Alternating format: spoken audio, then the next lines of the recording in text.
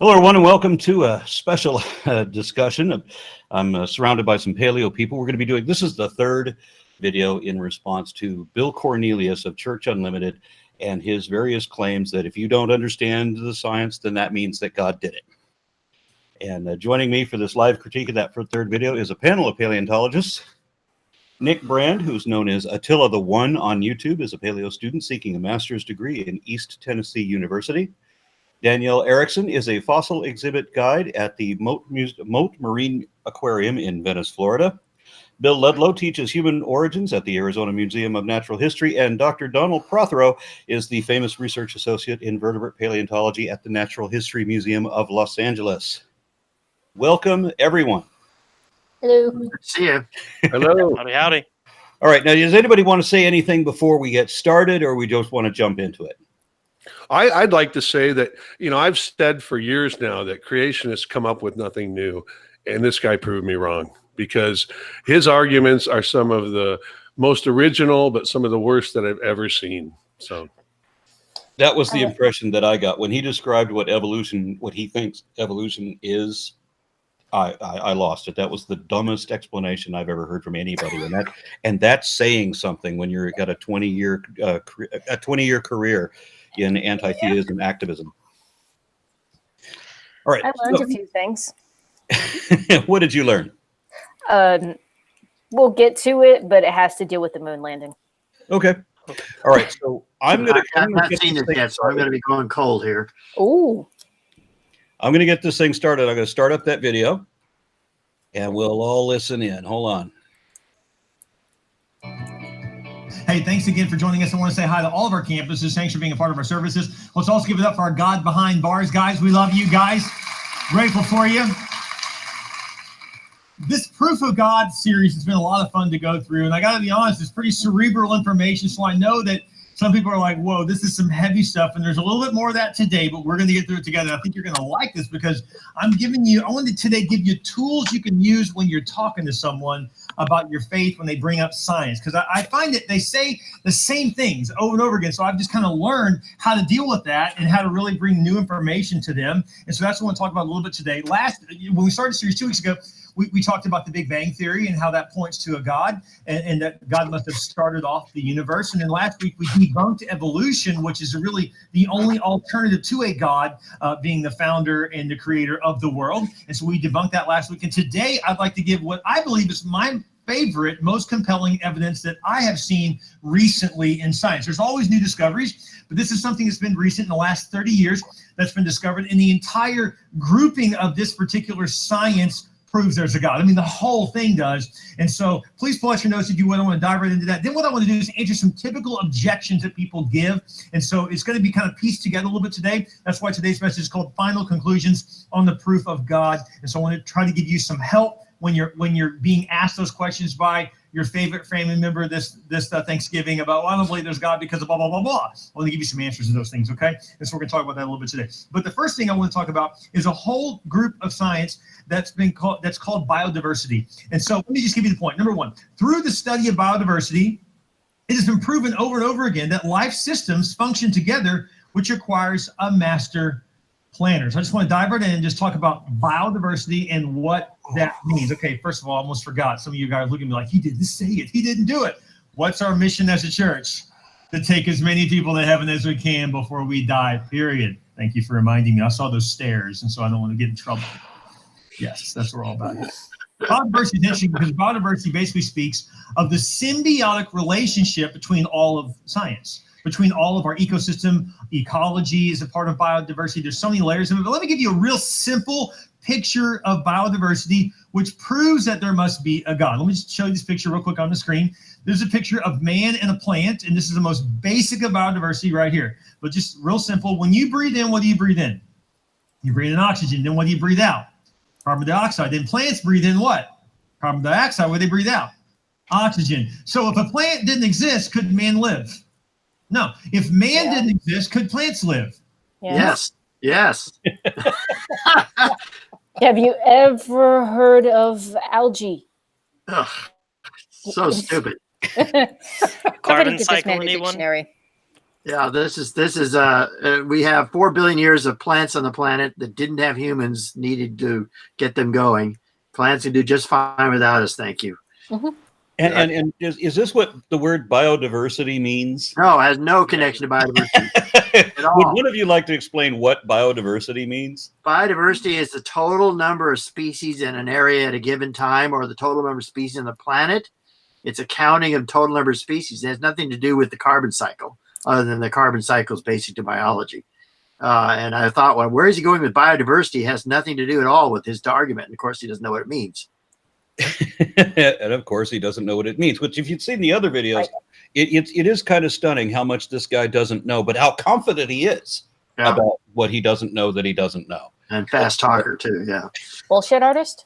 Yeah. Go ahead. Well, yeah, that you kind of have to be in order to be a pastor, I think. I haven't actually decided if this guy knows that he doesn't know it, or if he actually thinks that he knows it yet, and that really bothers me.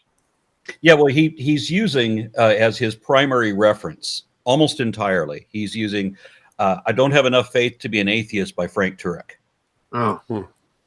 Yeah, so that's why he sounds so lost. I forgot my pillow for the face palms.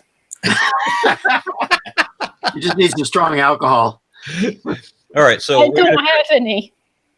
all right, we're gonna try this again. Let me jump into this. They both need each other. So here's my question. How can, over time, if we're supposedly come from tadpoles and developed into human life, how could we have developed this need for plants all along, and they had to develop slowly too, and they were meeting a need that we had, and we're meeting a need they had? That's not possible unless it all started up at the same time. Okay, anybody want to address that? Yeah, Is that's talking about embryology.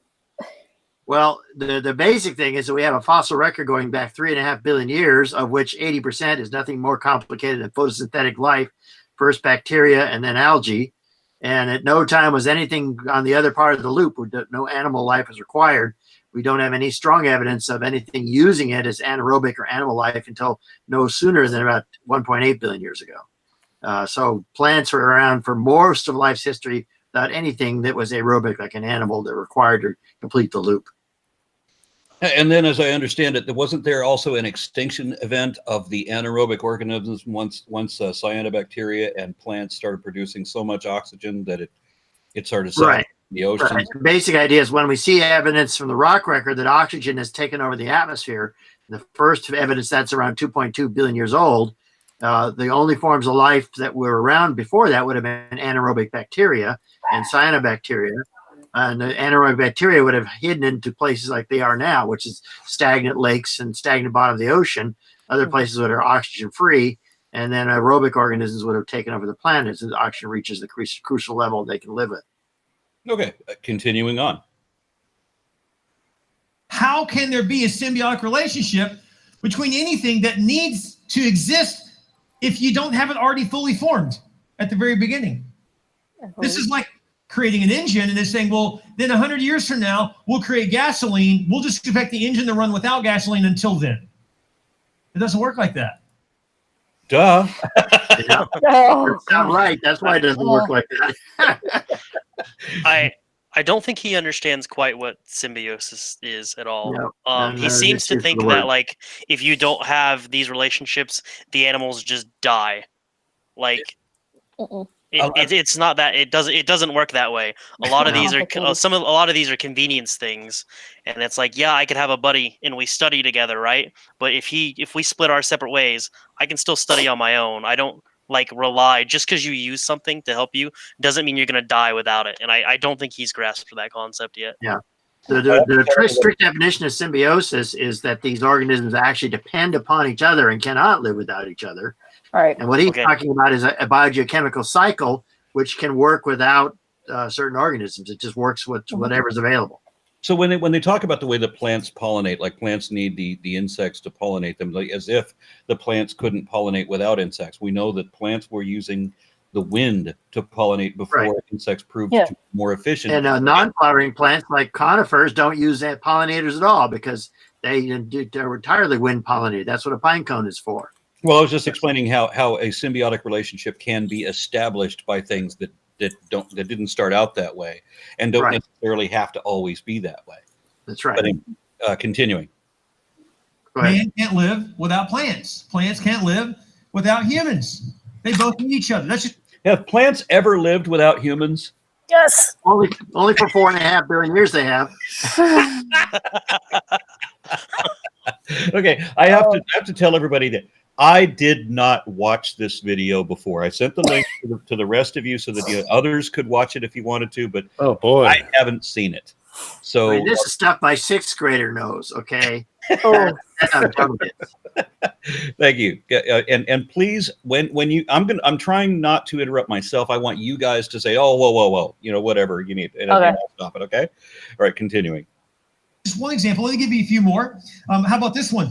Plants also need fungus. Most people know this, but fungus is a requirement. Now, hopefully it's not between your toes, but you do need fungus. well, Fungus because basically Was that Well, say something? there you can have decomposers without fungus. The first bacterial cultures had their own decomposers, and then so you don't need a fungus to have the decomposer in the ecological loop either. Okay. and I would rather not have fungus on my body right now.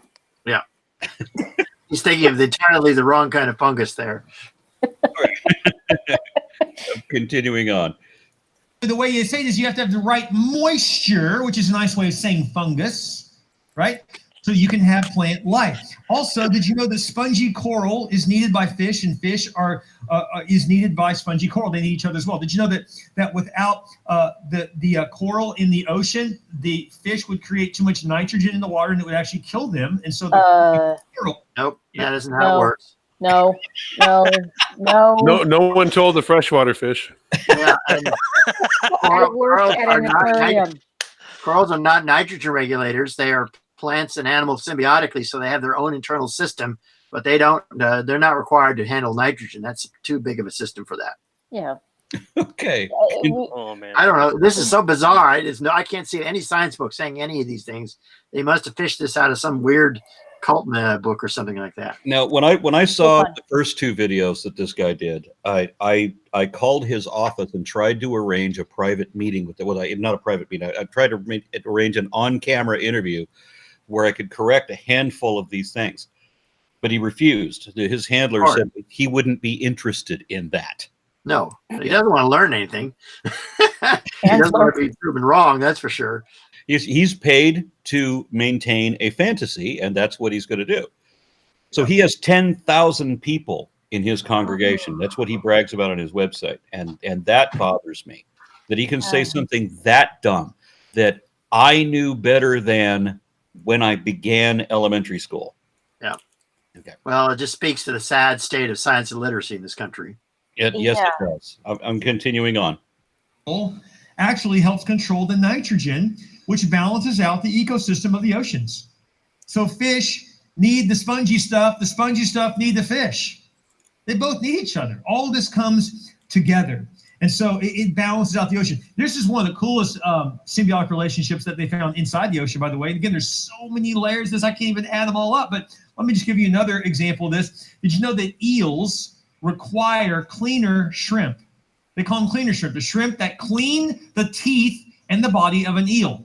And these shrimp actually hang out. It's kind of a gross shot, I know, but that's what they do. They crawl into the mouth of the eel. Look at the sharp teeth. If I'm him, I'm not crawling in. I'm thinking, no, this is not going to be good, right? I don't want to be lumped. Did you want me to stop? Yeah, moray eels. Moray eels do have cleaner shrimp on them, but they're not required to have it. There are many places where morays have no cleaner shrimp. The cleaner shrimp is dependent on the moray. That's the only place he's right. Yeah.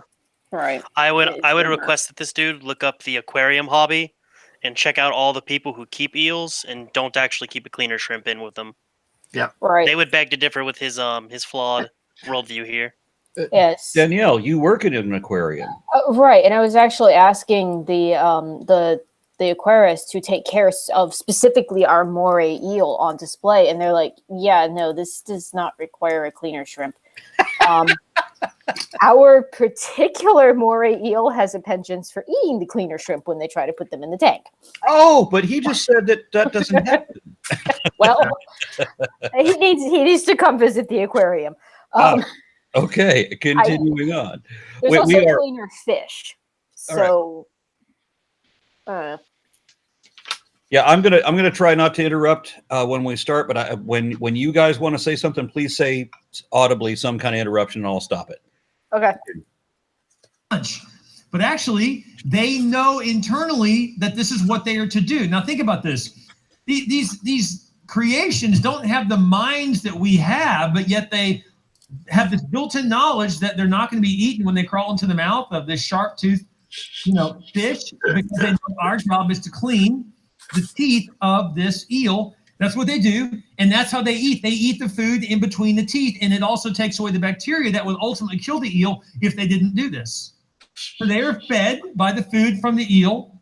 The eel keeps alive because they clean the teeth and therefore the bacteria off of the eel. They also climb all over the body of the eel as well. These cleaner shrimp, if you study this, actually hang out in a cleaner shrimp station.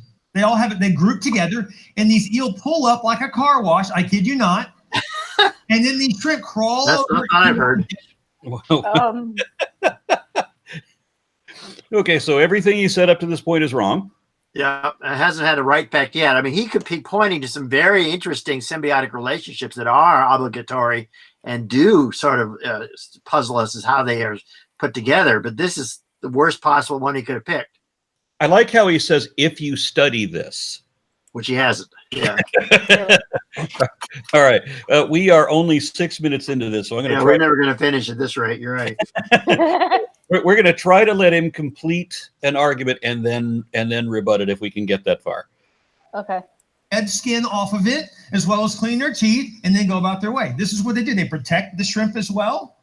And so talk about a symbiotic example. This is amazing. So there would be no eel without this because the bacteria would have killed them. They wouldn't even have the species any longer. It wasn't for these cleaner shrimp. By the way, this also begs the question, if God can create some kind of system that takes care of the basic needs of an eel's teeth, then don't you think God can take care of you? Or whatever you're dealing with right now? No. If God can so balance everything out that he can take care of the birds of the air, then can't he take care of whatever you are dealing with today? God loves you. No, he doesn't. He has got you. No, he doesn't. He will take care of you. No, he doesn't. You can trust the Lord. Isn't that good to know that? That's all they really need to hear. That's what they're there for. I'll give you some quotes about this. Dean Overman is a scientist. He wrote a book called A Case Against Accident and Self-Organization. Okay, hold on. What? Somebody identified as a scientist who wrote The Case Against Accident. What was the name? Bill Overton? Dean Overman. Dean Overman. Is that an actual scientist? No. Or is that a creationist? I looked him up. He is a partner at a law firm, and he wrote a book. Oh, wow. The end. About normal. No scientific expertise, whatever. He taught a finance course, but no science. According to his own website, he's not a scientist. So outstanding. Okay, of course. Wow. All right, so continuing on. That's another way of saying a case for God, that there must be a God. He says this, for life to persist, living creatures must have a means of taking in and biochemically processing food. Life also requires oxygen, which must be distributed to all tissues for single-celled life. Oxygen must effectively and safely be moved around inside the cell membrane to where it is needed without damaging the cell. Without complex mechanisms to achieve these tasks, life cannot exist. The parts could not evolve separately and could not even exist independently for very long because they would break down in the environment without protection. That's a fancy scientific way of saying what I just told you. Man, these... What was that? It's all bullshit, of course, because we had 2 billion years with no oxygen. Yep. And, the only life around then was anaerobic, and that's not much of a fancy pyramid like he's talking about there. Now, I've heard, but as I said, I haven't actually seen it, but I've heard that he gets to that here shortly. Okay. Plant needs man. They couldn't exist apart from each other. So how did they develop slowly over time, separately, and eventually need each other? Doesn't make sense. Dr. Henry Zool put it this way.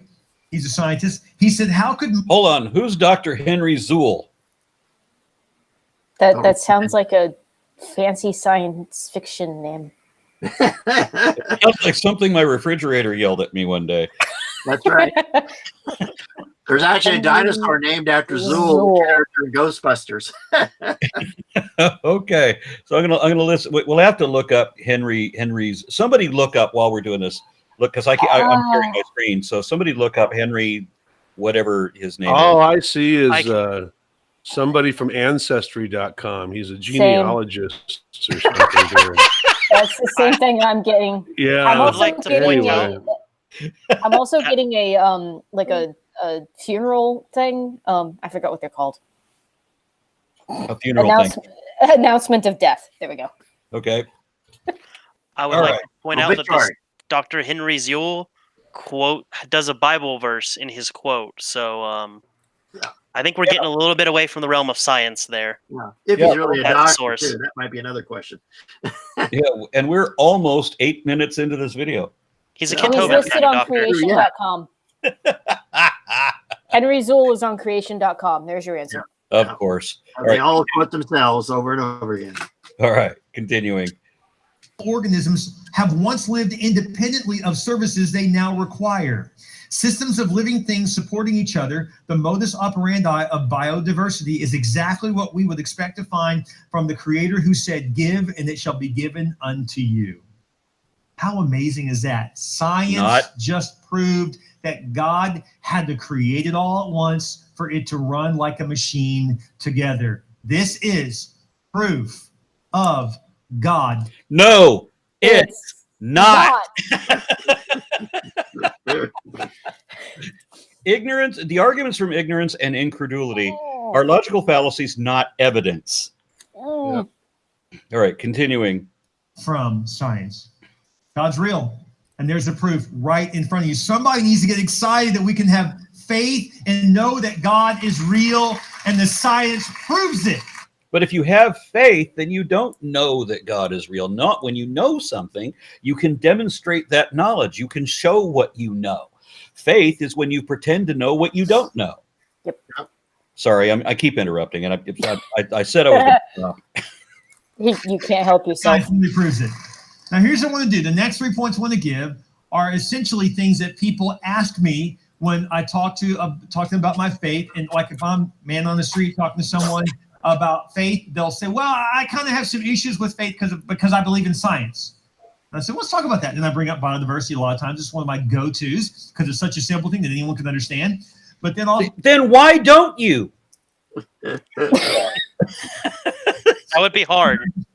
Say, well, what does the Bible say? And these are just random things that I want to just kind of throw in just so you know there are answers to it. Well, what does the Bible say about dinosaurs? Let's talk about dinosaurs. Well, we know there's dinosaurs. The Bible doesn't talk about dinosaurs. Therefore, the Bible's not accurate. Actually, the Bible does talk about dinosaurs. It talks about dinosaurs in the oldest chronological book in the Bible, which is the book of Job. And, of course, in the book of Job, it gives a description of Leviathan in which perfectly describes a Nile crocodile. It rather eloquently describes a Nile crocodile, except it depends on where you read it, because in one passage, it's more fanciful and it breathes fire. But in the other passage, it's definitely talking about a crocodile. So we seem to be That's because it's a composite of two different sources. So it's been thrown together from sources that didn't describe the same thing. Yeah, and I know he's going to mention behemoth in a moment, which I understand to be an elephant, because most of what it seems to have is elephant-like. Yeah, as far as it can be rendered as a real animal. Yeah, especially the part that says that it has a nose that pierceth snares. I can't think of anything else that has a nose that pierces, not a horn on the nose, but a nose that does it. Yeah. All right. So if it's a real thing at all, which is questionable. Yeah. Right. Read this to you. Job chapter 40, verse 15. Take a look at behemoth, which I made just as I made you. It eats grass like an ox, sees its powerful loins and the muscles of its belly. Its tail is as strong as a cedar. Whoa. As strong as a cedar. The Bible verse says the tail moveth like a cedar. Right. And it's talking about a Middle Eastern cedar, which is a very wispy tree that blows very easily in the wind. It is not like the American cedar that most Christians will probably be thinking of. An American cedar is a very stout tree, but a Middle Eastern cedar is not. And the Middle Eastern cedar looks exactly like an elephant's tail, just upside down, and it blows in the wind. So that's what it's talking about. It's not talking about something as strong as a cedar. I would also like to. I'd also like to add right now that very first sentence he used, it eats grass. Now, I want you all to take a look at the picture that the pastor presented for the Brachiosaurus, as he calls it. And I want you to think if an animal that tall is eating grass. Yep. And if you have any doubts about that, here's a picture. I was a little bit prepared. Here's a picture of its teeth. You'll see a lot of space there. Now, animals that eat grass tend to not have a lot of space in their teeth. So this is a horse. Grass is a hard thing to eat, and that animal was definitely not eating grass. That's right. No. So right there, they're already wrong. Not only that, but there was no grass when the Brachiosaurs lived. It hadn't evolved yet. Right. And they had ferns. Yeah, the only kinds of plants were non-flowering plants in the late Jurassic when he lived, and they would have probably eaten conifers, and those the crummy little pencil-like teeth probably good for scraping needles off of conifers, which were the largest trees they had back then. But of course, he has all the biology wrong in this case. Mm-hmm. Yeah. All right, and continuing. Eyes are knit tightly together. Its bones are tubes of bronze. Its limbs are bars of iron. And then this next verse helps us understand that God created and caused this same animal to go extinct. Hold on. He said that that the bones are made of bronze and iron. Obviously, that wouldn't apply to a dinosaur either, since dinosaurs were not made of bronze or iron. But he's still misreading it, because it says that that passage that he's talking about says that they are like bronze, whereas strong as, or that kind of implication. He says it is a prime example of God's handiwork, and only its creator can threaten it. This is God's way of saying, I brought you in this world, I'll take you out. It could also mean that elephants were already regarded as being highly intelligent. They are one of the most intelligent animals on the planet. Everything that he reads here, he shows the picture of the brachiosaur. He wants you to get that impression. But if he showed an elephant, people would be like, oh, well, of course, yes, that's exactly what that is. And it is more chief in the eyes of God because it has the social structure and it is so intelligent and so forth. And it can be communicated with and so on. Like these. I'm sorry, what? Like the elephants on my own screen share at the moment. Okay. It gets better in a minute. Just give him a minute. All right. I would also like to point out one more thing about the bones made of bronze. Yeah. Dinosaurs have these. Their bones have a lot of air sacs. It's called pneumatism. So they have a lot of extra space for them. I believe it's with their respiratory system. And so these bones aren't going to be probably quite as solid if they weren't mineralized as something like an elephant, where you're going to be incredibly solid. A lot of these animals are filled with different spaces for air sacs and stuff. So even that's just I don't know if that's as true for the sauropods as it is for the theropods. No, the sauropods are full of air sacs all up and down their backbone. Yep. Are they? Presumably elsewhere in their body. Oh, all right. Outstanding. I'm continuing. All the wild animals play. It lies under the lotus plants, hidden by the reeds in the marsh. The lotus plants give it shade among the willows beside the stream. Hold on. The Brachiosaurus hides under these plants to give it shade? That's hard to imagine. It's hidden in the reeds. The guy says it himself. Hiding in the reeds. A Brachiosaurus. Not evolved when the Brachiosaurs were alive. So. I guess we had giant plants. Those are some big damn reeds. Yeah. Exactly. If they're normal reeds, they're flowering plants that hadn't evolved in the Jurassic yet. So okay. All right. We are 1/3 of the way through this thing. Oh, jeez. Continuing. It is not disturbed by the raging river, not concerned when the swelling Jordan rushes around it. No one can catch it off guard or put a ring in its nose and lead it away. And Job 41 and 42, it talks about not only the behemoth, but the Leviathan, which is, of course, the dinosaur that we believe was in the water that floated. You mean the crocodile? So we know the behemoth. We'll just put a picture of what we think a behemoth which basically was a Brachiosaurus. A Brachiosaurus Obama. As you see. I can't believe you can't say Brachiosaurus. After Jurassic Park 1, every kid can say Brachiosaurus. Thank you. I'm going to have to mute myself. I'm laughing too much. Yes, but many scientists who are also people of faith that put their Bible study and their science together think this comes together very well. And I tend to believe this too, after studying the Bible for multiple decades, that I believe that if you say, well, how did dinosaurs go extinct? Again, I can't say this verse says it. It says in Job that God could threaten them, that God is the only one that can take them out. So I believe God did, because we don't see them anymore. Having said that, I believe that the simplest way to explain that dinosaurs would no longer exist is this. There's no reference to dinosaurs being loaded on that ark. Okay, hold on. Wait. He is gonna, give me a second here, guys. He is really going to piss off Ken Ham here with this one because look at what Ken Ham says. People were riding dinosaurs after they got off the ark. Yep. So Yep. Ken Ham teaches that. So, and he also has baby dinosaurs on his ark in the Ark Encounter. So, it's amazing how they can be so opposite. Some of them can say one thing, and other people can say something totally different, and yet, and people just go along with it. So, and there's a third thread here, which is a whole bunch of creationists who are dinosaur deniers who claim dinosaurs are fakes, did not exist, and they're put in there, carved by paleontologists to make us rich and to destroy our faith. So where's my money? Yeah, we make so much money off of carving dinosaurs, I'll tell you. I'd also like to point out, just wouldn't dinosaurs be animals? And wasn't in that story, wasn't Noah supposed to take 2 of all of the animals? Well, it's on God there because God was 2 of all the kinds. God was going to bring God was going to call forth all of these animals, and it was going to be on God that all of the animals came forth. So if the dinosaurs weren't on the ark, that's God's fault. That's God's fuck up. And the Bible said God would provide those. This guy can't even get his own book right, so it's not surprising that he can't get the science right. Yeah, Right. you read one book for decades, and you still can't get it right? Right. And was it 2 or was it 7? I mean, come on. Yeah, that's right. That's because there's 2 different sources for that story. They are not consistent. All right, continuing.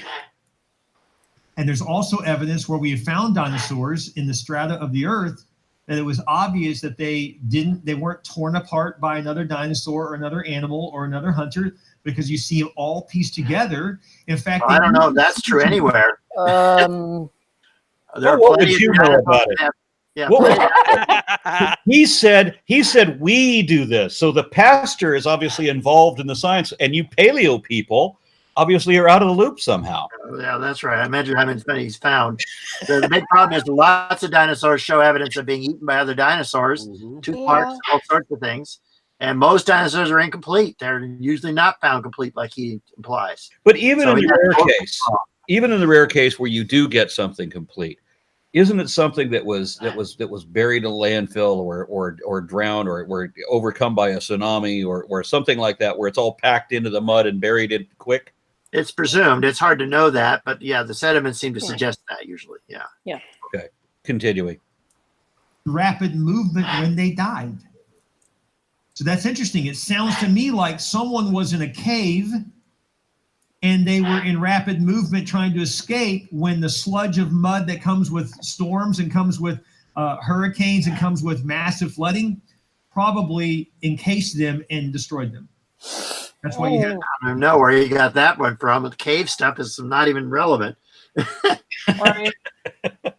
Well, you know, this is all about make-believe, and he's paid to make people believe. He doesn't have to be accurate and doesn't want to be accurate. Yeah. I keep thinking of the predator traps. That's the only thing I can think of where you get like really pristine whole fossil specimens on a consistent basis. Okay. Continuing. That the biblical flood of Genesis 7 and 8 is what destroyed the dinosaurs ultimately. Now, Genesis 6. What verse is it? I don't have a verse on that. I'm sorry, what? It's Genesis 6. He's in the wrong chapter. What do you want to do? What do you want to do? He only spent decades. He doesn't know his Bible apparently either. Why? I mean, why are all these atheists criticizing the Bible scholar on his knowledge of his own fables? Yeah, because Because he doesn't know his book. This is why I keep telling people that we, the reason that we are atheists is because we know both sides of this argument better than you know your own alone. Yeah. And I can read it in the Hebrew and the Greek, so I can do it way better than they can. That's just impressive. It is. I learned that back in high school and college for a reason. So very good. Wow. Continuing. That is something I'm building through the obvious evidence of dinosaurs that were intact. We have there's multiple places around the world you can go and see the intact bones of dinosaurs, which says they weren't torn apart. They were killed in an instant, and there was layers over them, and those layers happened rapidly. That sounds like a flood. If you don't know rapidly, Yes, what do you There's have to maybe say? 3 or 4 really good articulated dinosaur skeletons known that were found that way. And they're in local flood events, and 99% of dinosaurs are known from scraps. And in some cases, we also have pretty profound flood events, like from a comet impact, for example. All right. So you have pretty profound tsunami, so that kind of thing can happen. But let's imagine for a moment that we have this God that created all these animals, and then how long did they last? Right? Because this guy, I suspect, if we're going to get there, he's a young Earth creationist. He wants to challenge what he thinks, radiocarbon dating or whatever. So God, in his infinite efficiency, creates a whole bunch of animals that he doesn't need, and then kills them all almost immediately. Yeah. Along with all the human race he was mad at in Noah's flood too. So yeah, because he doesn't know how to do that. Because God is infallible and he's all knowing and he sees the future, and that's why he gets remorseful about the mistake he made and wants to wipe the slate clean and start over again. Because obviously that was the mistake the infallible being made. yeah. And then people went right back to sinning, but he knew that. Oh. Continuing. The home in Rockport last year, and you'll discover it. The rapid layering of dirt that entered your home and garage from a flood. And so that's essentially what I believe happened at this point. More on those layers in a moment, but that's what I believe probably happened. There's tar pits in California, the La Brea tar pits. You can go see some of this for yourself if you'd like. There's What does the La Brea tar pits in California Nothing. have to do with what he's talking about? Exactly opposite, right? There's no connection at all. It's not sedimentary in the sense he's talking about. It's a rare case of this tar percolating through sediments that he would say came from the Great Flood. All right. And they're trapped in a churning mass of tar. There's no connection. Okay, continuing. Like your t-shirt, Danielle. Oh, thank you. this, and so that's what I believe happened. So real quick, I want to talk about another question people oftentimes say, well, I don't believe the Bible because, and this is a famous one people use a lot, because the Bible speaks of the earth being young and everybody knows the earth is young years old. This is a common thing you'll hear people say. Ever heard anybody say something like this? They'll say, I don't believe the Bible because it speaks of the earth being only 6,000 years old. And it implies that, which is about... Actually, the Bible doesn't say that at all. Yeah, it was a crazed old monk who did very poor math. Oh, I love that expression you got him in. He's making his best Brachiosaurus face. So we had somebody that counted up the begats, essentially. Yeah. Archbishop James Usher is the name, yes. Yeah, and he comes among up other with, scholars of his generation, yes. he comes up with the earth, that the earth was created in 4004 BC, and then some other scholar comes up with that the earth was created at 9 o'clock on a Monday morning. Yeah, that scholar is John Lightfoot. Yeah. What a name. So I don't know how they come up with that, but by the same mathematics, they have Noah's flood in like 1450 BCE. Which how the fuck can that be? Well, that's not something that Pastor Bill or Ken Ham or anybody else wants to address, because it's the same mathematics that gets you to that 6,000-year-old Earth, and also fucks up where it puts the flood in top of other people's history where we know that didn't happen. Yeah. Aaron, since you haven't seen this yet, I want you to just relax and take a deep breath for what he's about to say. Okay, because if not, you're just going to go ballistic. I mean, it has to do with dating methods, and I'm just going to give you that. I know where you're going on this. I will let you paleo people do the next interruption. I'm not going to say anything, and you say until you guys say whoa. 10,000 somewhere in between there, and they'll say, but we know. I love how they always use the no. We know beyond a shadow of a doubt. I'm always want to say, so were you here 350 million years ago and say the Earth began to make sure it all happened like that? Were you? You just, how do you know this? Well, because my science book said so. What if they didn't know, but they wrote about it anyways? So what if the ignorant sheep shaggers who made up your fairy tale, what if they didn't know? Because we obviously didn't. They thought that rabbits chew cud. They thought that if cows had sex while looking at striped sticks, they would produce striped cows. They don't know what the fuck they're talking about. They thought there was a phone with windows in it. They don't know. It's actually about to get worse. Oh, Okay, go ahead. this is why I love you. Okay, continuing. What if all of it was kind of made up? Yes, yeah, exactly. Change your career and get an education. Well, we know the Earth is old because of carbon dating, is what they typically refer to. Gentlemen, we know the Earth is 350 million years old. He keeps talking about we think the Earth is 350 million years old because of carbon dating. No, wrong in every part. okay. Not by an order of magnitude. It's 4.5 billion. I should have listened to Bill. I should have taken the deep breath. I'm going to do that now. I'm going to bite my tongue and see how far I can get. Okay. Carbon dating is how they try to add the value of time to the layers of the Earth. And no, that's not how we do it. I'm sorry? Carbon dating is only good for the last 40, 60,000 years, so we don't use it for dating older events. And they don't know the difference, of course. I have a whole list of the different isotopes that are commonly used for radiometric dating right here in my science book. Yeah, I put one in one of my books. So, what do they know? Actually, Dr. Prothero, I have your book right here. Thank you. That I was using for references. Yes, okay, it's a little older too. Yeah. All right. I mean, clearly, this guy knows more about carbon dating than all of us, because it's not like, I don't know, it's not like I'm actually doing it for my current thesis work or anything. I wouldn't know anything about the topic at all. Yeah, you and I are going to talk later because I got another guy I need some help with. Anyway, continuing.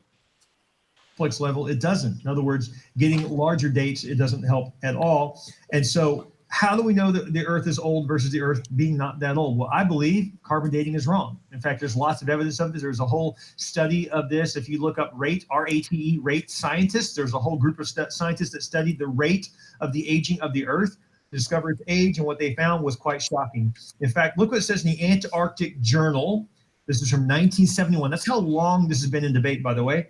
A freshly killed seal was carbon dated as having died 1,300 years ago. Yeah, that's a common thing.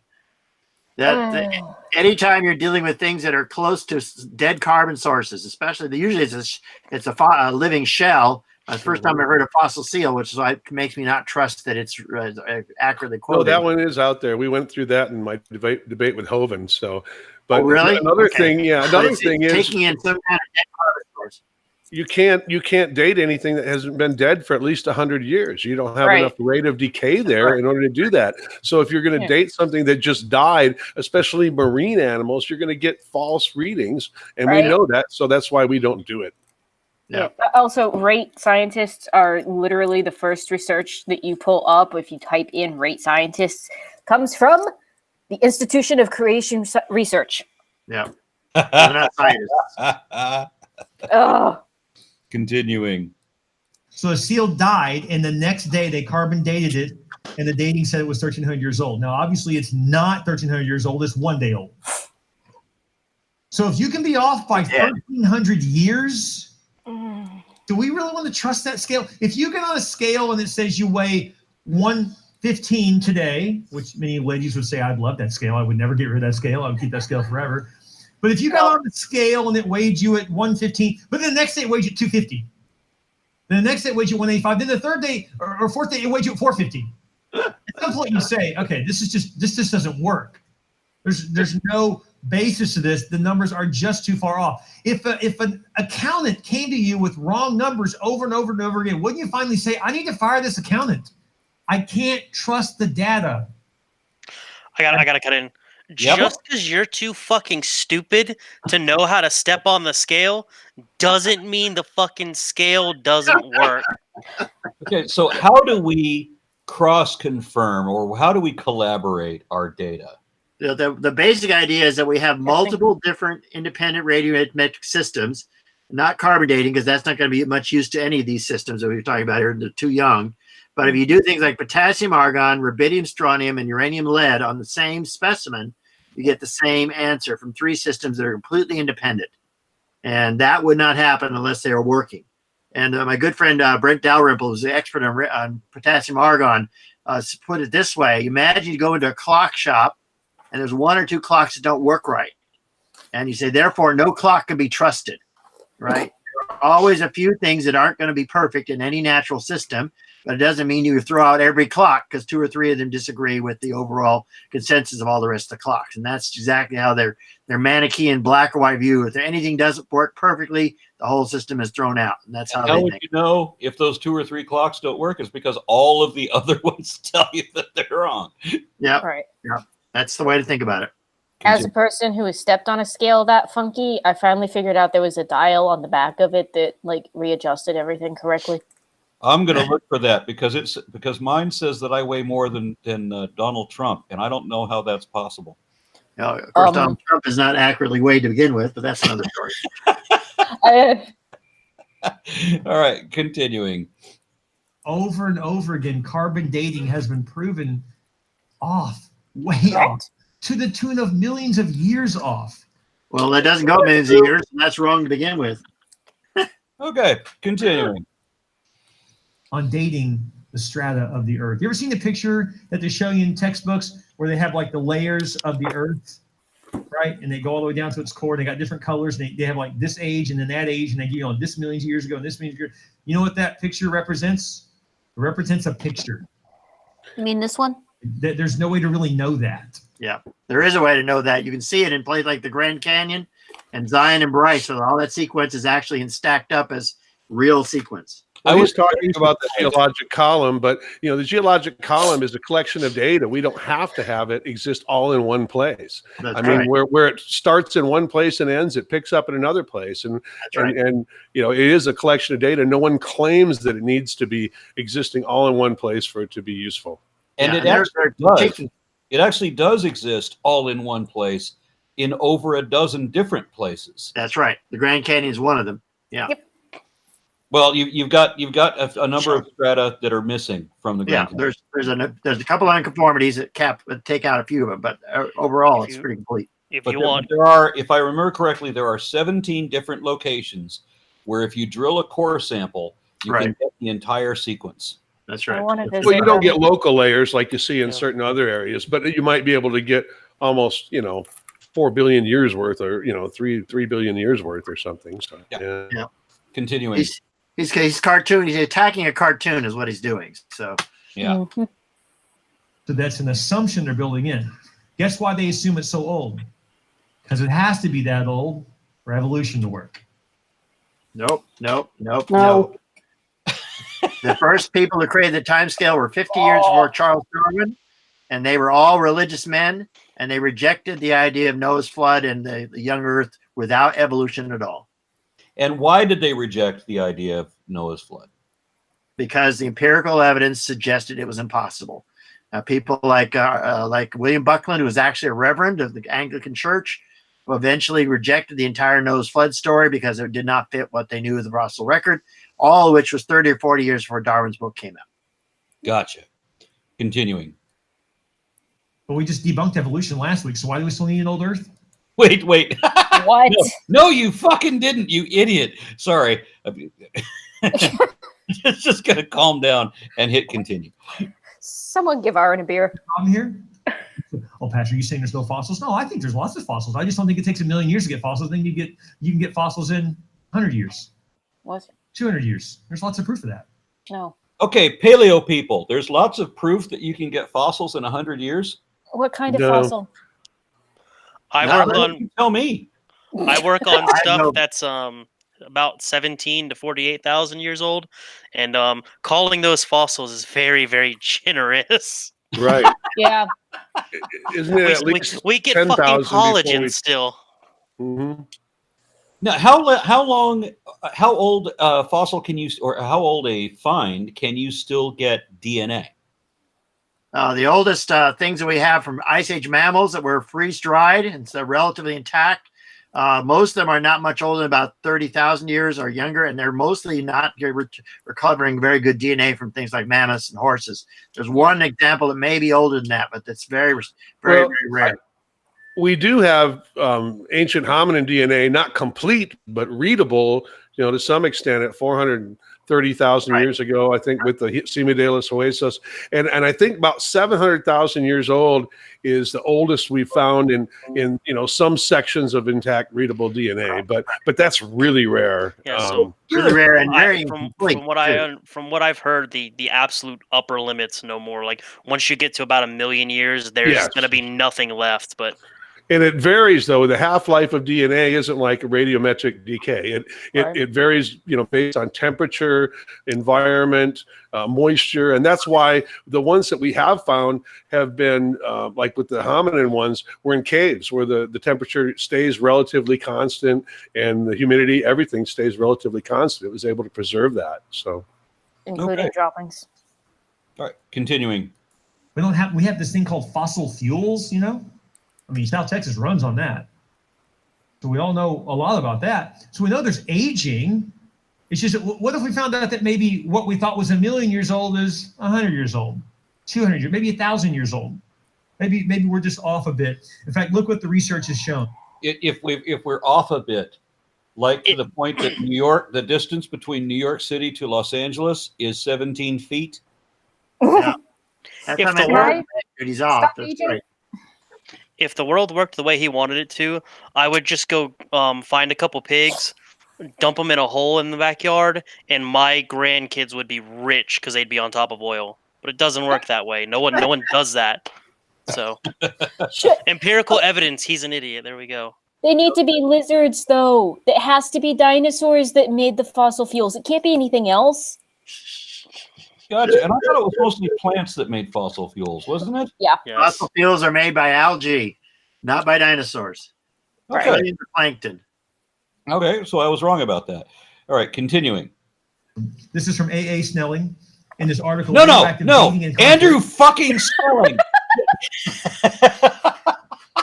The guy who accurately wrote in his own dating procedure for a number of rock formations in Australia and provided all the detail for how he came to these conclusions, but then also wrote at the same time he published to what the organization that would become Answers in Genesis, blaming everything on a flood and with no justification at all other than his favorite book of fairy tales said so.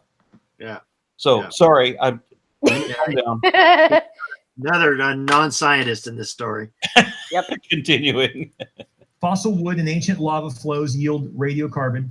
This is from a technical journal called the Creation ex nihilo Technical Journal. That's not a technical journal. That's a creationist rag. Yeah. And you can't get radiocarbon from the lava flows under any circumstances. They don't have carbon in them. Love the screen pause, by the way. His face. Oh, that's even better. I'm not doing this on purpose. All right, It's perfect, though. I hope that Catch him in some somebody weird poses, that's for sure. listening to that, somebody that has actually been in the room and listened to Bill Cornelius, please send me a message or a comment on this video to tell me that, and even if you want to argue with me. As a matter of fact, I welcome anybody that wants to try to argue anything that we say here. But I do want to hear feedback, and I'm going to continue now. By the way, we are about halfway through. Sure, you guys read that all the time. So here we go. This is what they said. A series of fossilized wood samples that conventionally have been dated according to their host strata to be from the Tertiary to Permian years, that's 40 to 250 million years old, all yielded significant detectable levels of carbon-14 that would conventionally equate to only 30 to 40,000 years or ages for the original trees. Why Okay, did you there's the problem right there. 40,000 is the outer limit for most radiocarbon, which means he's dating a bunch of dead trees that don't have any radiocarbon left, so there's no point in using it in the first place. Right. Why would you use radiocarbon to date trees that old?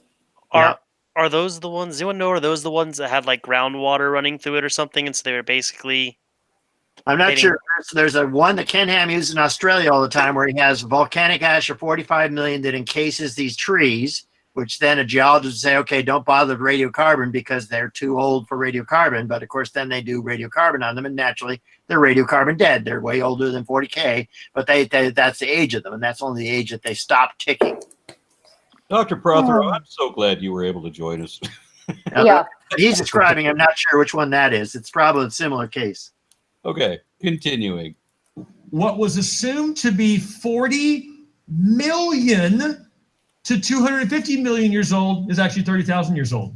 No, it's not. Wait a minute. Doesn't he not believe in radiocarbon dating anyway? So why does he believe in it when it's convenient for him? He said he doesn't believe in it. That's right. And not only that, I thought he said the Earth is only 6,000 years old. So how is he able to accept that these dates are in the 30 million range? So, what I have found in meeting with a number of these people in person is that many cases, not everybody for sure, but in many cases, the person I'm talking with knows that what they make believe is not really true. They know that it's not, but they want to make believe it anyway. And it's not just my assumption because I've had a number of people admit to me, why does it have to be true before I can believe it? Why can't I just make myself believe it until I believe it, and then it's good as it is as good as real? One person put it as, these may be what the facts are, but I prefer to believe this. Other people tend to phrase it as make it till or fake it till you make it. Just keep telling yourself it's Jesus until you believe it. Yeah. It's Jesus. It's all pretend. It's make-believe. It's just like the whole flat earth movement. It's convincing yourself of things that you know are not real and can't be, but you want to make believe it anyway. Yeah. If you're that far off, why are we even talking? Like if your numbers are millions off, like, hey, how much is a Honda? Oh, 16,000 for that car today. Oh, okay, that's great. You come back to, hey, I want to buy the Honda for 16,000. Oh, did I say 16? I'm sorry, I meant 232,000. You'd be like, what? I'm sorry, I meant 1.3 million. Okay, this is just, are you playing a game with me? These aren't even real numbers. You're just throwing stuff out. Who the hell's selling a Honda for $1 million? Well, he has strange taste in cars, but I don't want to get into that. Apparently. And he also said that in based on analogies too. he thinks that Teslas run on engines. Oh, I don't know what kind of engine he thinks they use, but it doesn't matter. Continuing. Numbers are that far off. How can you even call that calculating? When you're 40 million off. I think it's time to admit that carbon dating is not the way we should be counting our layers. Well, what about when you think that the Earth is 6,000 years old, but we have like 25 different ways of proving that it's billions of years old? And every single method proves that it's beyond 6,000. And the only thing that implies that it even could be less than 6,000 is one crackpot asshole from the Middle Ages who didn't know how to do math. We don't even need radiometric dating. I mean, we covered this with the coral and the trees in a video I worked with you on. That's true, and that's in the 8-part how various sciences disprove Noah's flood theory. Anyway, continuing. There are layers of the Earth. They're not as clean as you see in the little textbooks because of the massive flood made layers throw on top of other layers, and so it's all twisted. But the truth is that there are layers. I just don't trust the dating of the layers. John has never looked at any real layers anywhere. Clearly. I'm sorry, give me that again. I said he's obviously never actually looked at the real layers of the Earth. He's just looking at cartoons again. That is correct. He's clearly not actually studied anything. But the thing that annoys me most is how often he refers to himself as if he's part of the research. When he says that it's amazing what we can do, science, and what we discovered. I think, and I want to be very hesitant when I include myself in we, but I actually do some degree of research, and so I can actually include myself in the we to a tiny degree, but I'm still wary that I come off sounding like this guy. He has no idea what he's talking about, and I know much less than a lot of people think I do. I'm constantly on a learning curve. That's the way I want to be. And so I have to admit what I don't know, where he doesn't. His job is to pretend that he knows things he absolutely doesn't. Yeah. Continue. He thinks he does. Would you write this down? So if you keep up with number one is through the study of biodiversity, it has been proven over and over again that life systems function together, which requires a master planner. Number two. No, it doesn't. I didn't say it. The Bible confirms the existence and extinction of dinosaurs in the book of Job? No, it No, it doesn't. doesn't. Number 3, an old Earth is required for evolution theory to be considered probable. Carbon dating is the biggest argument for an old Earth. Carbon dating No, it is isn't. wrong. No.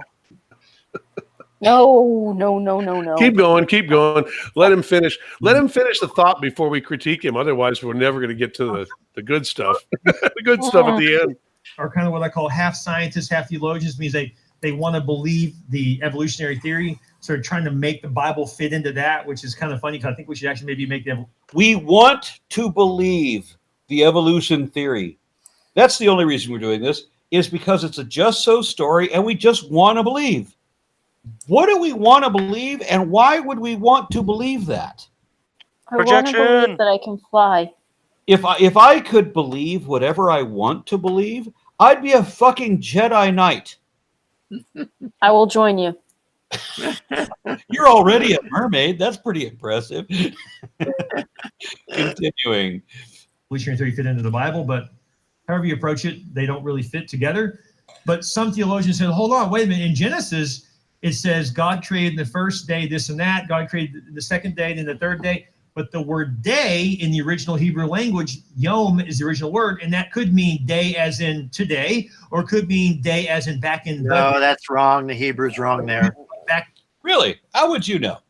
Yeah, Hebrew, yes, or I used to. I'm pretty rusty now. Okay, well, I'm at least you don't have to speak to people from Israel 2,000 years ago, so it doesn't really matter anymore. Continuing. In the day, like if I say, man, back in my high school days, according to my kids, that was hundreds of years ago, quite that long. But if I refer back, that could be, in my case, 25 years ago, 30 years ago, right? But in many people, they would say, well, day could mean 24 hours in, or it could mean, in our English language, back in the, the old Western days, back in the beginning of America days, right? So you can see how the word has some movement. So what if, Pastor, the word day represents thousands or even millions of years, and therefore evolution can still work with the Bible? Here's a problem with that. Look. Okay, one of the problems is that we know from previous mythology that is much older than the version of Genesis that appears in the Bible, that there's a number of generations in the storytelling, like with the Numa Elish, when they have the 6 generations of gods, and the 6th generation created man so that the 7th divine generation could rest. And so it's just storytelling in increments. And so it didn't have to be a day. They just arbitrarily chose a day to represent that generation or that sequence of events. Nice. 1:3 and 1:8. Check it out. It says this. It says, an evening passed and morning came, marking the first day. That's in verse 3. Verse 8 says, an evening passed and morning came, marking the second day. Now, if day meant lots and lots and lots of days, and shouldn't it have said, and many evenings passed and many mornings came, and then that day was passed? It doesn't say that. No, that's not what the Hebrew says anyway. So, What does it say? well, it's all metaphorical, and it's all using a very different concept of day than he's talking about here. And of course, the fact it's all stitched together from multiple sources means you have lots of stuff missing and lots of stuff that isn't representative. So I do hope that somebody that knows Bill or has listened to Bill will respond positively or negatively. I don't care. And I'm open to public discourse on the matter, since Bill Cornelius, for whatever, is obviously hesitant, or shall we say timid, to discuss this with me directly. Continuing. One morning, day 1. One evening, one morning, day 2. Which means I believe in the literal interpretation of Scripture that one day, shocking as this may sound, is one day. And I believe my dick is bigger than yours. So what? It doesn't matter what you believe. It matters what you can show. yeah, and the bigger problem there, of course, is the sun and the moon are not yet created on day 1. So how do you know when it's day 1 or not? But what was the reason that the sun and the moon were created? So that we could tell the sequence of days? Yeah, they're in the wrong order.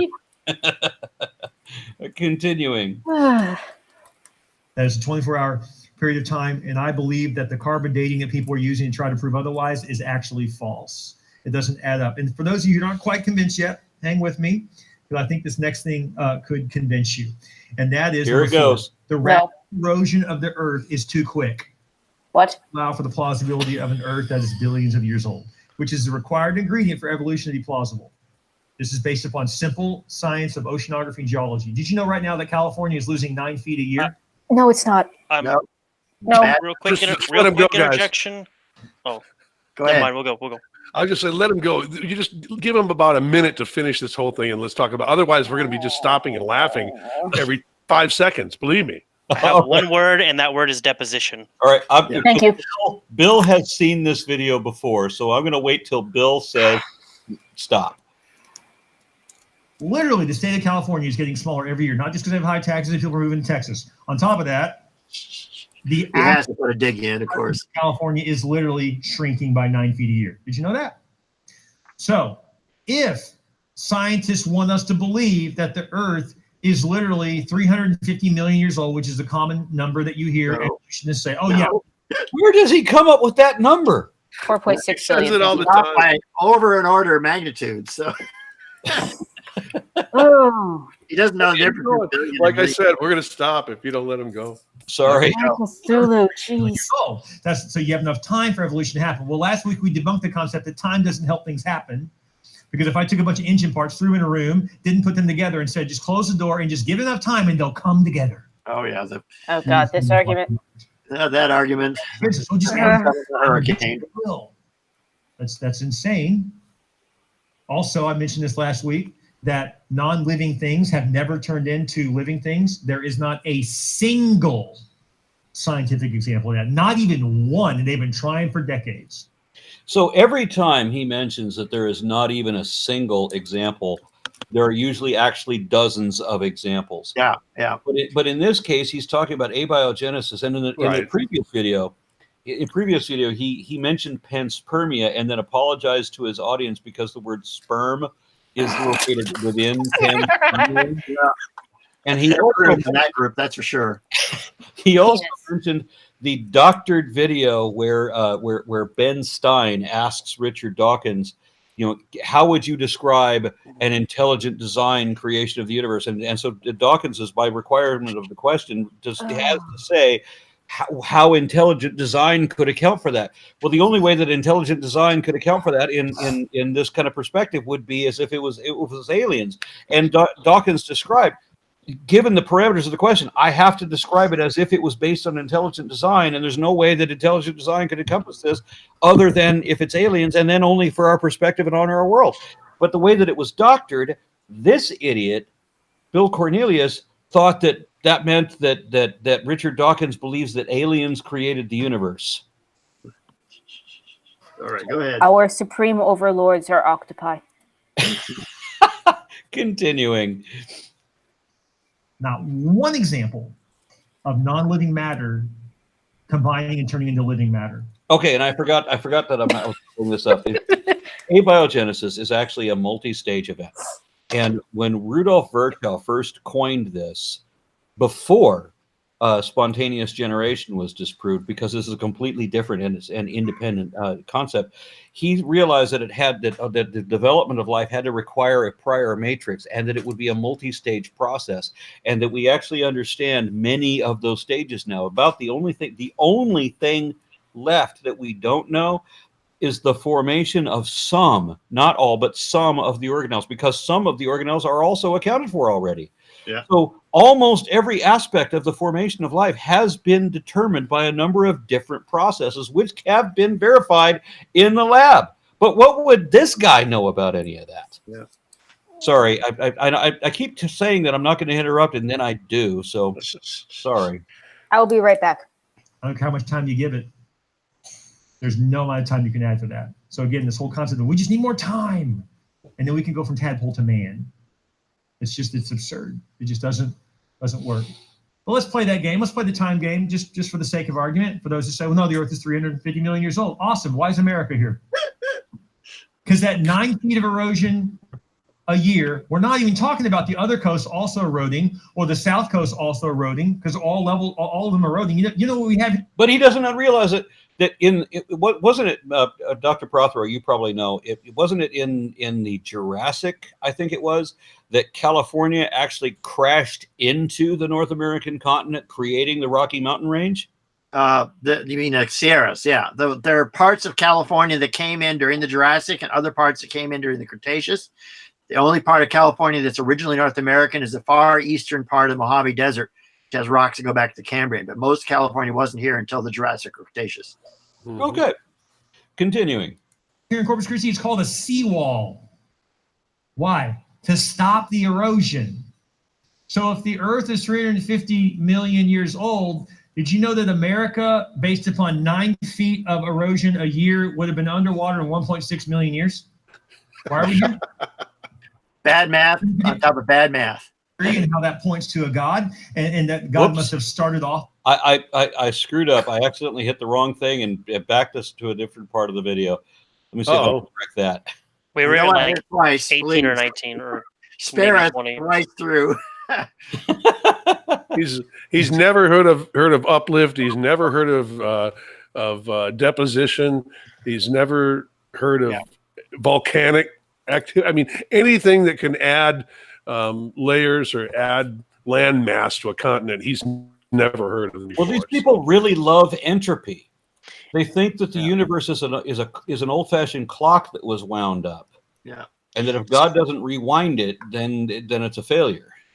I teach labs for a freshman geology, and any of my students who spent 2 hours on a plate tectonics lab know that this guy's an idiot and that he's wrong. So even I the was one, about to say. Okay, even so the ones this who don't. guy, we were at about 22 something or 23, I think.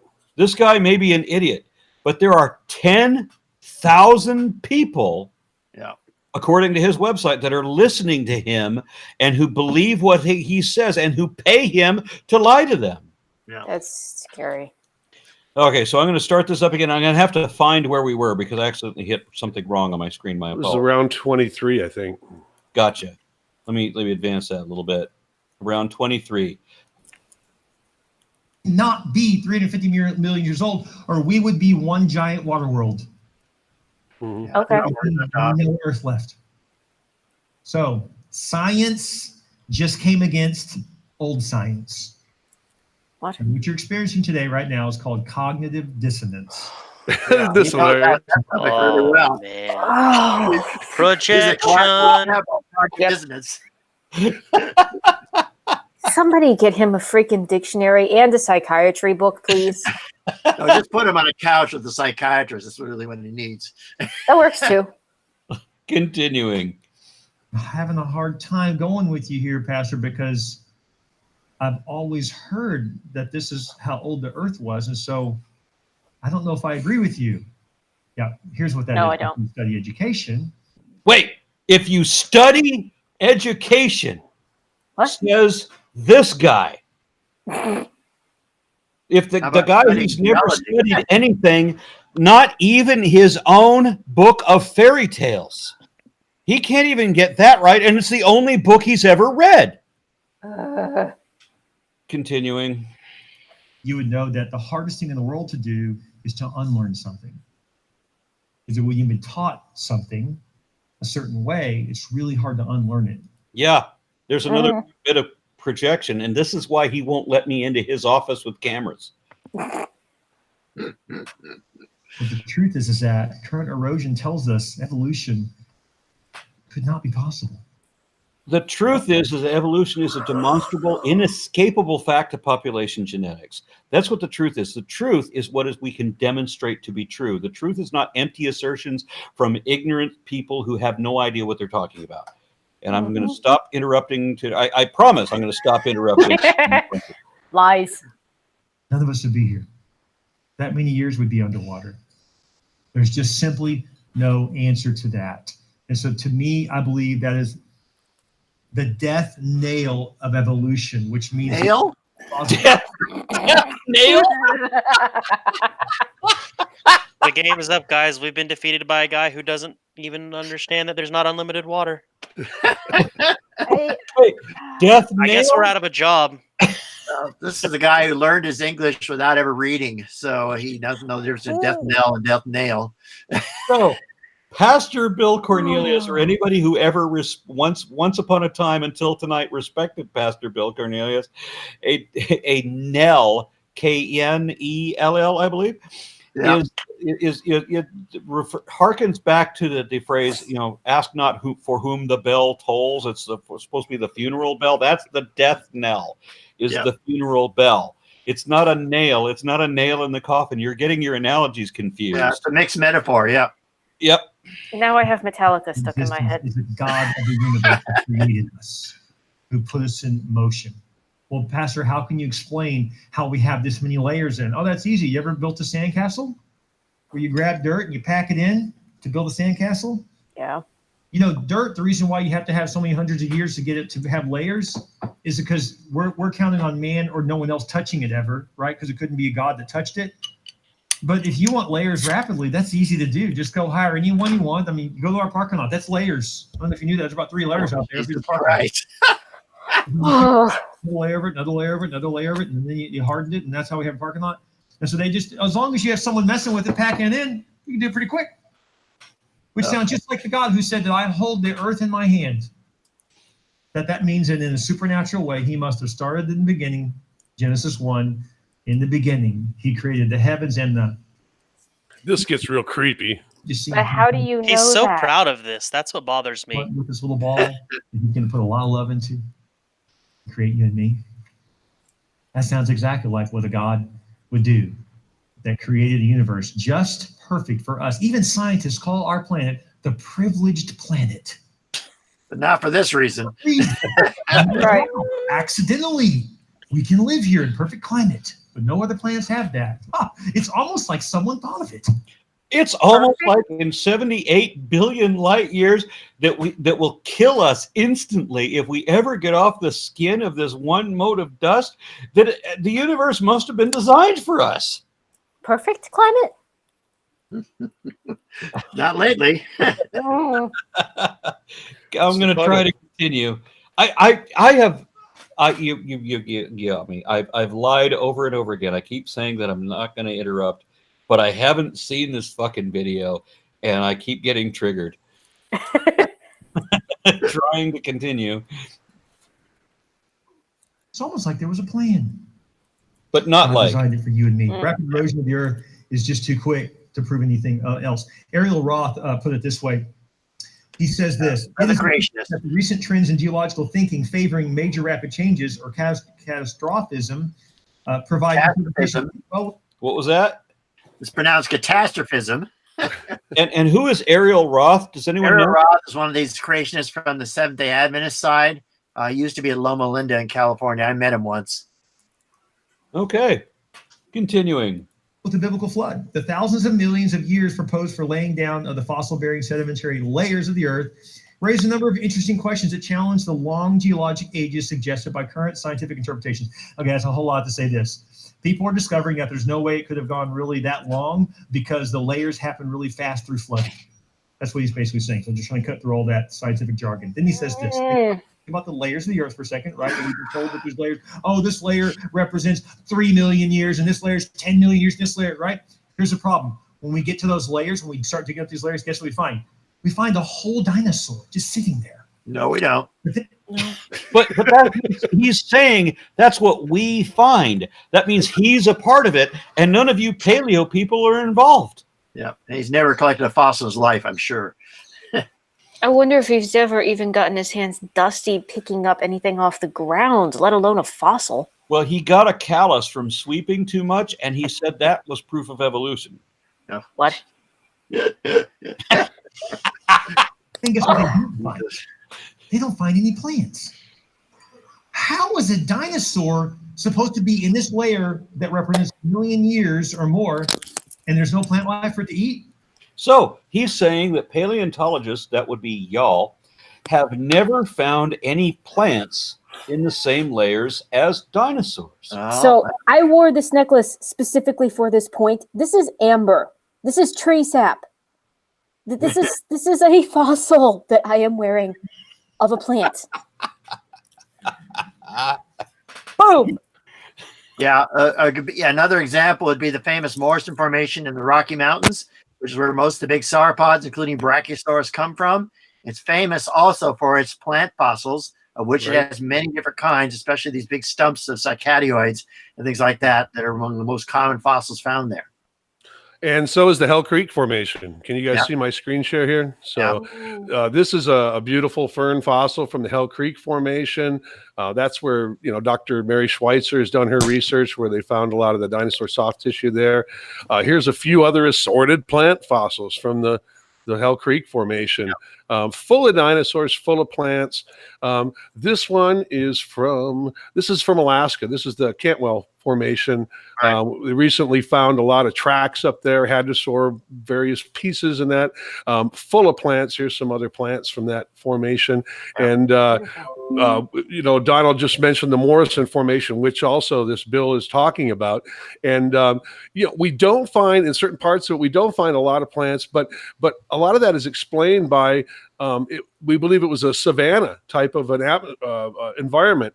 And, things like bones are around long enough to be preserved, to get buried and be preserved in that type of an environment. But if you've got seasonal drying out, and real arid conditions for most of the year, and that plants just aren't going to survive on the surface long enough to get buried. So we don't see as many. We do see, like you said, certain examples of there's conifers, there's tree stumps, different things like that we see a lot of, but other plants we don't see preserved because of the type of environment it was. So even when you say that you find relatively few, you're still finding plants. And that's only when you're talking about the savanna environments, because you also find other more lush environments, obviously. I mean, how would we know about these cycads and so forth, these forests and the ferns and everything, and the horsetails that used to grow to be 100 feet and high. One of the things we find in the Morrison Formation are a lot of these termite mounds. Now, if this was all deposited in a flood at once, how do we get termites building mounds in the middle of it? Think about that. And I think if we asked him, this would be the response we would get. Yeah. And another example is a petrified forest in Arizona, the Chin Lee Formation, which is full of both dinosaurs and, of course, famous for its fossil wood. All right, and then there's the gray fossil site over in Tennessee that has hundreds of different plant specimens that are being pulled out. And not to mention the micropollens that they pull out is so well preserved. Did anybody have no idea what he's talking about? They have so many plant fossils that actually whatever chemicals they use to remove some of the clay is a concern of whether or not they might damage those, because they're everywhere in the deposits mixed in with fossil mammals. And how did we know that there were sequoia forests across the entire North American continent? And how do we know that monkey puzzle trees used to be so predominant, where they're now very, very rare and only found in a couple of locations? Actually, same with sequoia forests; they're only found in a couple of locations, but they used to be everywhere. Now we have the fossils. That's the answer. Continuing, and by the way, we are within 10 minutes of the end of this. Yeah, right. I got to fix dinner for my family pretty soon. Let's hope we can finish this thing. How'd that dinosaur survive? If it was 1,000,000-something years in that little time frame? Or could it better be explained that maybe that was just a layer thrown on top of another layer real quick? No. And that maybe 3 layers down that didn't take millions of years, would just happen really quick overnight because of maybe a big flood? No. The termites were turbo termites. Before it died? As these explanations are not complicated. You don't have to have a science degree to figure this out. Oh, yes, you do. An ignorant trailer trash piece of shit who doesn't know anything, and then you just make up your own answers. Sorry. I did it again. I know where this guy is coming from. I was raised in the same culture as he was. I used to think that the person's wealth was determined by how wide their trailer is. Double wide is for middle class. Triple wide is only for rich people. There's a triple wide trailer? There is. Wow. Okay. With the redwood deck. Be glad you didn't know that. Continuing. Let me finish this quote. Animals require plants for food in order to survive. Yet in several of our important geologic formations, we find good evidence for the animals, but little or no evidence for the plants necessary to support the animals. The fossil assemblages found represent incomplete ecosystems. How did the animals survive for millions of years postulated for the deposition of these formations without adequate food? Now, let me give you 3 examples. It goes back to the original point we were making, that most deposition environments are not suitable for both plant and animal preservation. plant fossils tend to be formed in these very quiet water settings like coal swamps and stagnant lakes and places like that. That's the best place to get lots of plant fossils. And only rarely are those the good places for animal fossils, especially large bones. Large bones preserve better in more energetic settings. So it's an issue of taxonomy, and it's very well understood. Outstanding. Continuing. On the screen so you can know this stuff is real. It's actual scientific discoveries. Here's the 3 examples of that. The first one, the Protoceratops dinosaur bearing layers in the Gobi Desert of Mongolia. It lacks plant life. So there's a dinosaur. It's a desert deposit. It's not going to have plant fossils. I'm sorry, say that again. It's made of sand dunes. You don't get fossil plants in those. Well, what is the explanation then? Because he's saying that dinosaurs existed without plants. Yeah, that's really weird. It's not consistent with anything he said before. Okay, continuing. The Cocosino sandstone of the southwestern United States. This one's mine. This one's mine. Cocosino? Cocosino? Bill Smash. All right. Here we go. Is that where 2 people own the same gambling establishment? All right. Now, my passion is human origins. I teach human origins, but my research is actually the Coconino sandstone here in Arizona on the Mogollon Rim, where I stumbled on these tracks a few years ago. I'm now up to 94 sets that I found. Hold on a second. Are the tracks that he's showing now are the ones that you yourself discovered?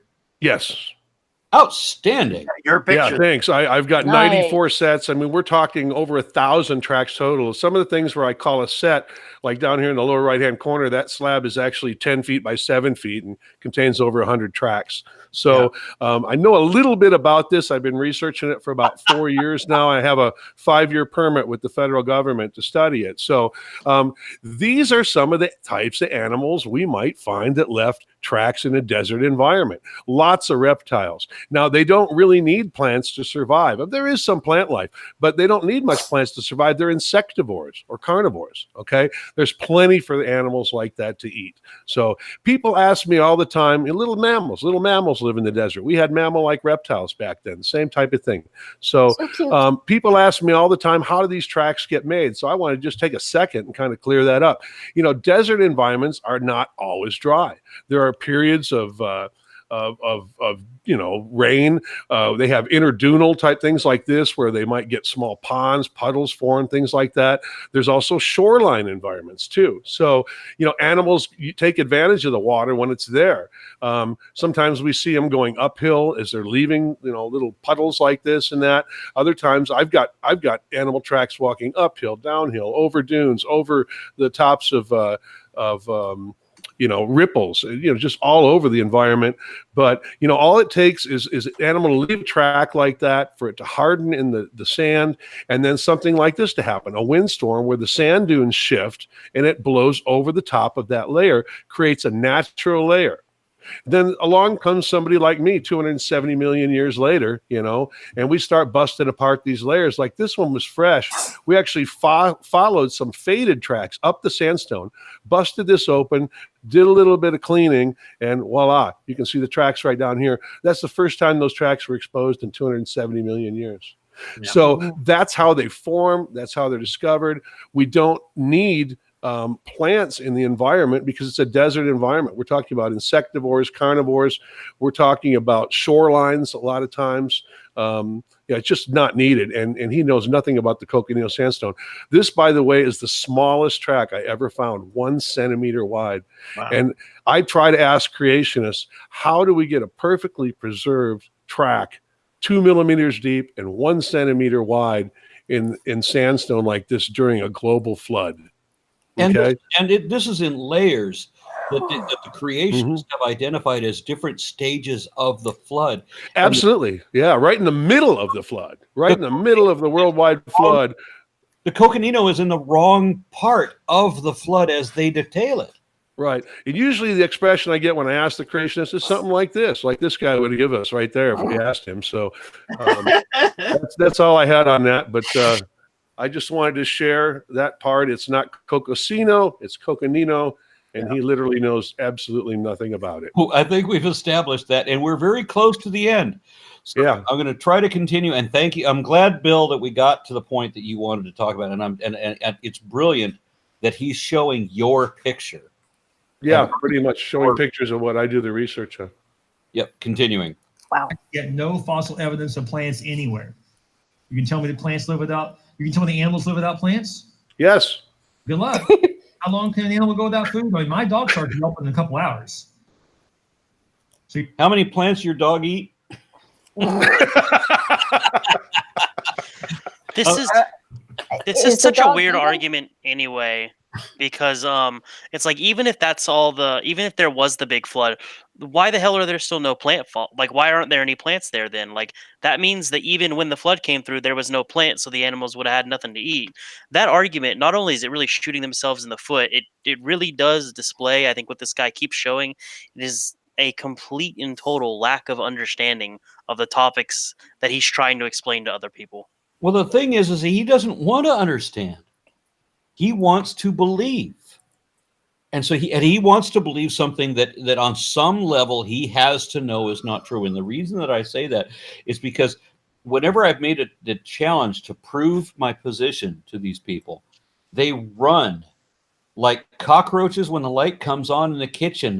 They suddenly disappear. That's what happens when I say I can prove my point. If you'll just accept the challenge. No, they won't. Boom. They don't want to know. They want to believe. I'm going to continue. Yeah, go ahead. tell me these animals lived and thrived without plants? Not going to happen. Number 3, the Morrison Foundation in the Western United States that has many fossils of dinosaurs. Formation. No plant life. What was that? Morrison formation. He said foundation. Yeah, I also want to mention that now this guy lives in Corpus Christi, so he's very close to like a jungle sort of environment. I grew up in the Southwest desert, so I mean I spent a lot of my time living where Bill lives now, and I understand a desert environment. But I've met a lot of people who've never been to the desert, who don't even realize that they're in a desert when they're in one, who have misconceptions about what a desert is. It doesn't mean that it is devoid of plants. It means that the plants are maybe sparse, but you can have a thriving ecosphere in a desert environment. It still happens. Because people that I've talked to that didn't know necessarily what a desert is, they think that it's all like Sahara sand dunes. You know, and anybody who lives in California or Nevada or New Mexico or Arizona understands what the hell a desert environment is. Continuing. In fossils, what did these behemoth dinosaurs eat? It is widely accepted that many of these dinosaurs would require eating over 3.5 tons of vegetation a day. Yet there are no plant evidence anywhere. How they live? That doesn't make any sense, guys. Well, then I guess you must give up your fairy tale. The theory doesn't withstand the evidence. So the evidence turns the theory on its head. The Earth is not that old. I think there's layers that represent years, maybe hundreds of years, maybe thousands of years. I just don't think it represents millions of years. There's just not enough evidence for a balanced ecosystem for that to be the case. You are wrong, sir. Ariel? What was that? You are wrong, sir. Yeah. Go back to the same problem. Okay. Do I need to continue or do you need to expand? No, go ahead. Let's finish it so I can go get out of here. Last conclusion is this. A more plausible scenario for these deposits or fossils is that they represent layers laid down rapidly during the biblical flood, with the waters of the flood sorting the organisms into various deposits, the plants forming some of our huge coal deposits. That's from Ariel Roth. He's a paleontologist who wrote a book called In 6 Days. No, he's a Seventh-day Adventist creationist and not a paleontologist. So, So do we need to continue? I'm asking the people who have seen this video, is there any reason we need to go any further? I'll let everybody else decide on that. I'm trying to remember whether there was something right at the end or not. All right, I'll continue for a little bit longer and see if we can get any more. Yeah. So far, I don't think there's any more science coming. I think it's all preaching coming. Yeah, that's what I suspect. Guys, the truth is that the evidence is all around us, that God created the world. The world is not as old as we like to believe it is. And the only reason we believe it's old, well, the world has to be old. Why? So evolution can exist. All right, fuck him. No. All right. Yeah, I don't think it gets any. I don't think he brings anything new to the table. I think you're right. I think he goes just into kind of preaching at the end there. You know, the thing that bothers me, Aaron, you're from Texas. This guy's from Texas. Do you know? I mean, he has like a chain of megachurches, right? I mean, He does. not just one. He has a chain of them. I mean, how many people does this guy reach? He advertises 10,000 people. Now I can't imagine there being 10,000 people in his church, but I've seen Ray Comfort speaking in a church that I've been to myself that had a sanctuary with 7,500 seats. Jeez. Yeah. Ray Comfort was paid $1,000 a minute to give a half-hour speech in that church. Wow, Jesus. I think we just answered why a lot of these people do this. Yeah, no shit. But I thought the conspiracy was that we needed to imagine somehow an old Earth so that, as Prothero put it, we could all get rich, which is why you are all stinking rich right now, right? No. Working at my age. Yep. Donald Prothero, you are one of the more famous paleontologists in the world right now. You're not stinking. You don't have 10,000 congregants. No. I'm still working my butt off, and I'm at 65 years old. I can't retire yet. So, and I'm looking at. We can all see your office. We can see your stacks of books and papers. Yeah. Where Pastor Bill Trailer Trash here obviously has only ever read one book in his life and didn't understand that one. Yeah, and Not very well, anyway. He read 2 books. He read the Bible and Frank Turek's I Don't Have Enough Faith to Be an Atheist, which between those two, how could you blame him for being completely fucked up in his world perspective? Well, and I bet most of his audience hasn't read a book in many, many, many years. So that's all. Very sad. All right, I want to thank. I'm going to go ahead and close it out because I don't see a reason to continue at all.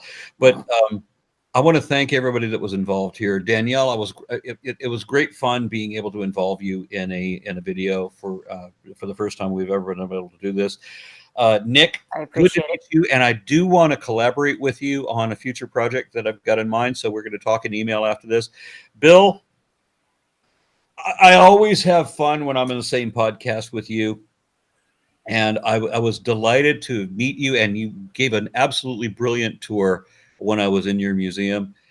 And Donald, thank you so much for taking the time to be part of this podcast.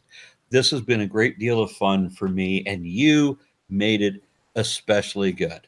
Well, thank you. Thank you. I really do sincerely mean that and do appreciate it.